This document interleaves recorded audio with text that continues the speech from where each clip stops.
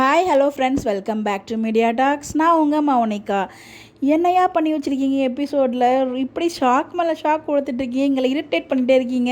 எங்களெல்லாம் பார்த்தா எப்படி தெரியுது உங்களுக்கு அப்படிங்கிற மாதிரி தான் இருந்துச்சு இன்றைக்கி எபிசோட் கடைசியாக பார்க்கும்போது. இந்த ஒரு ட்விஸ்ட் எதிர்பார்க்கவே இல்லை. என்னது மேரேஜ் ஆகிடுச்சா வெண்ணிலாக்கும் விஜய்க்கும் அப்படின்னு சொல்லிட்டு.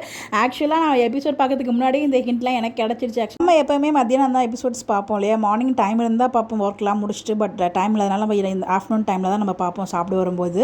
ஸோ அதுக்கு முன்னாடி நம்மக்கிட்ட வந்து நம்ம ஃபாலோவர் ஒருத்தவங்க வந்து கேட்டிருந்தாங்க, இந்த மாதிரி வந்து வெண்ணிலாக்கும் விஜய்க்கு மேரேஜ் ஆகிடுச்சா, நீங்கள் என்ன நினைக்கிறீங்க அப்படிங்கிற மாதிரி கேட்டிருந்தாங்க. எனக்கு அப்போ செம ஷாக் ஆகிடுச்சுனது, வெண்ணிலாக்கும் விஜய்க்கு மேரேஜ் ஆகிடுச்சா அப்படின்னு சொல்லிட்டு. அதுக்கப்புறம் தான் ஐயோ அப்படின்னு சொல்லிட்டு வீட்டுக்கு வந்து எபிசோட் பார்க்கும்போது தான் பக்குன்னு இருக்குது. ஏன்டா ஒவ்வொரு நாளைக்கு இப்படி குண்டை தூக்கி போடுறீங்க அப்படிங்கிற மாதிரி தான் இருந்துச்சு. ஸோ அழகாக விஜய்கிட்ட காவேரி அப்போவே சொல்ல ட்ரை பண்ணாங்க. கடைசியில் மாமி நடுவில் புகுந்து குட்டையை குழப்பிட்டாங்க. ஸோ மாமி தான் கூப்பிட்டு வந்தாங்க, அதெல்லாம் ஓகே தான். ஏன் மாமி கடைசியாக சொல்ல போகிற டயத்தில் இந்த மாதிரி பண்ணிட்டீங்களே அப்படின்னு சொல்லிட்டு இந்த இடத்துல காவேரியுமே விஜயை புரிஞ்சுட்டாங்க. விஜய் வந்து அவன் சொல்லி இப்போவே நான் கால் பண்ணி சொல்கிறேன் அப்படின்னு சொல்லும்போது இல்லை தேவையில்லை அப்படிங்கிற மாதிரி அவங்க சொல்லிட்டாங்க. ஸோ வந்து பார்த்தீங்கன்னா இப்போ சொன்னால் அவங்களுக்கு வந்து திருப்பி பழைய மாதிரி ஆகிடுவாங்களோ அப்படிங்கிற மாதிரி விஜய் நினைக்கிறத வந்து காவேரியுமே புரிஞ்சுக்கிட்டாங்க. ஸோ விஜய் மேலே காவேரிக்கு எந்த கோவமே இல்லை. நம்ம எல்லாரும் எதிர்பார்த்த மாதிரி அவங்க வந்து ப்ரெக்னென்சியை வந்து விஜய் கிட்ட சொல்கிறதுக்காக எல்லா முயற்சியும் எடுத்துட்டாங்க. நீங்கள் நான் அப்படிங்கிற மாதிரி ரெண்டு பேரும். நான் நினச்சேன்னா மாமி வருவாங்கன்னு எதிர்பார்க்கல. அவங்க அம்மா சாரதாம்மா என்ட்ரி கொடுத்துருவாங்களோ, ஏன்னா கீழே போயிருக்காங்க போது அவங்களுக்கு சந்தேகம் வந்து வந்துருவாங்களோ அப்படிங்கிற மாதிரி எனக்கு அந்த ஒரு பயம் தான் பக்குன்னு இருந்துச்சு. பட் ஆனால் வந்து அவங்க வரல, மாமி பார்த்துட்டாங்க. அட போங்கப்பா அப்படிங்கிற மாதிரி தான் இருந்துச்சு.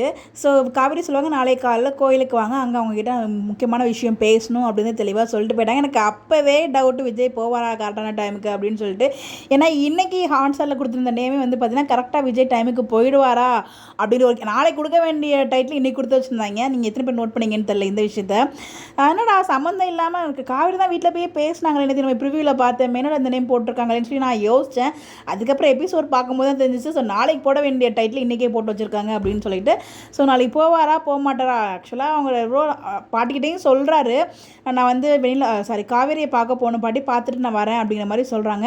இவ்வளோ நாளாக சமாளிக்க முடியல எங்களால், நீ வந்துடுறா, அதான் 2 மணி நேரம் இருக்குல்ல, நீ வாடா அப்படிங்கிற மாதிரி சொல்லிடுறாங்க.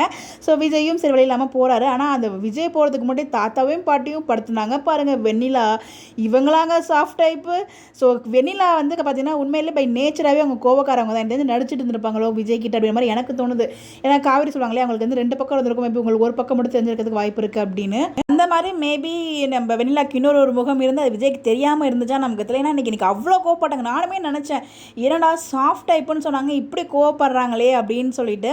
ஆனால் வந்து பார்த்திங்கன்னா பாட்டியுமே இந்த நம்ம கேட்பவங்களுக்கு அதை முன்னாடியே தெரிஞ்சுக்கிட்டு என்னடா முன்னாடியே சாஃப்டாக இருந்தால் இப்போ இப்படி கத்திட்டு இருக்காடா அப்படிங்கிற மாதிரி வந்து விஜய்கிட்ட வந்து பாட்டி சொல்லுவாங்க. நம்ம மைண்ட் வாய்ஸ் அங்கேயே சொல்லிட்டாங்க. அதுக்கப்புறம் வந்து பார்த்தீங்கன்னா சரி நான் வரேன் பாட்டி அப்படிங்கிற மாதிரி சொல்லிட்டு வந்துட்டாரு. வந்ததுக்கப்புறம் எங்கே விஜய் போனீங்க அப்படின்னு சொல்லி வந்து ஹக் பண்ணுறாங்க. அவங்க கையை எடுத்து விட்ற பார்க்குறாங்க, கையை எடுக்க முடியல. விஜய் உனக்கு ஸ்ட்ரென்த்தே அவ்வளோதான், நான் பிடிச்சி உனக்கு உதவிட தெரியாது அப்படிங்கிற மாதிரி எனக்கு அவ்வளோ கோவம் வந்துச்சு. அங்கே ஹக் பண்ணும்போது எடுக்க ட்ரை பண்ணாலும் அவங்களால எடுக்கவே முடியல.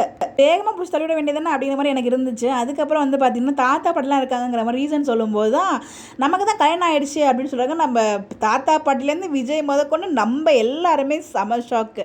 இது எப்படா நடந்தது அப்படின்னு சொல்லிட்டு. என்னடா பண்ணுறீங்க நீங்கள், எங்களை வச்சு செஞ்சிட்ருக்கீங்களா இந்த ஒரு வாரமாக? ஆல்ரெடி செப்பரேஷன் ட்ராக்லேருந்து இப்போ தான் நாங்கள் மீண்டு வந்தோம், கொஞ்சம் ஹாப்பியாக இருந்தோம். இப்போ நீங்கள் வேறு எதுவும் செய்யணும்னு முடிவு பண்ணிகிட்ருக்கீங்க, செஞ்சிட்ருக்கீங்க. எங்களை கொஞ்சம் பார்த்து செய்யுங்க, அது மட்டும் தான் உங்கள் மென்ஷன் பண்ணுறேன். நீங்கள் எபிசோட் பார்த்தீங்களா, கண்டிப்பாக எல்லாருமே ஃபீல் பண்ணியிருப்பீங்க. இவ்வளோ நாள் தான் வலிக்காத மாதிரியே இருக்கிறது. உங்களுடைய கருத்துக்களை மறக்காமல் கமெண்ட்டில் சொல்லுங்கள். உங்களோட ஒப்பீனியனையும் கமெண்ட்டில் ஷேர் பண்ணுங்கள். இந்த மாதிரி எப்படி தெரிஞ்சுக்க நம்மளோட சேனலை ஃபாலோ பண்ணிக்கோங்க. Bye bye.